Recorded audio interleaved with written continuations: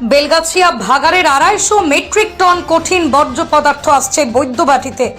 বেলগাছিয়ায় ভাগাড় নিয়ে গত কয়েকদিন ধরেই নানা জটিলতা তৈরি হয়েছে। একদিকে ভাগাড়ের সমস্যা, অন্যদিকে পানীয় জলের সমস্যা, একেবারেই জটিল পরিস্থিতি সব মিলিয়ে। তবে এবার বিকল্প ব্যবস্থা করা হচ্ছে জঞ্জালের জন্যই। সেই সঙ্গে এবার বেলগাছিয়ার ভাগাড়ের পরিবর্তে নতুন বিকল্প জায়গায় আবর্জনা ফেলা হবে হুগলির বৈদ্যবাটিতে। সেখানেই প্রায় 250 মেট্রিক টন আবর্জনাকে স্থানান্তরিত করা হবে। সেই খবর আসা মাত্রই প্রস্তুতি নিতে শুরু করেছে বৈদ্যবাটি পৌরসভা।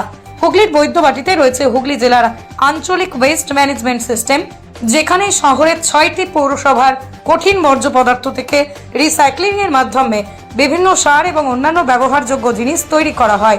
পার্শ্ববর্তী শহর হাওড়ার সমস্যায় এবার পাশে এসে দাঁড়াচ্ছে হুগলির বৈদ্যবাটি। 250 মেট্রিক টন কঠিন বর্জ্য পদার্থ নিয়ে আসা হতে চলেছে বৈদ্যবাটিতে, যার ফলে একদিকে সুরাহা পাবে হাওড়া জেলার মানুষ, অন্যদিকে শুধুমাত্র ডাম্পিং গ্রাউন্ডের মতন পড়ে না থেকে সেই বর্জ্য পদার্থগুলোকে রিসাইক্লিং এর মাধ্যমে একাধিক কাজে লাগানো হবে, এমনটাই জানানো হয়েছে পুরসভার পক্ষ থেকে।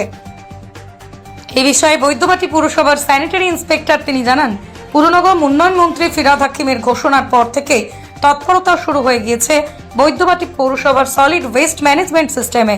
কঠিন বর্জ্য পদার্থ যা এখানে আনা হবে সেই মোতাবেক জায়গাও প্রস্তুত করা হয়েছে। প্রায় 56 একর জায়গা নিয়ে তৈরি হয়েছে বৈদ্যবাটির এই ওয়েস্ট ম্যানেজমেন্ট সিস্টেম।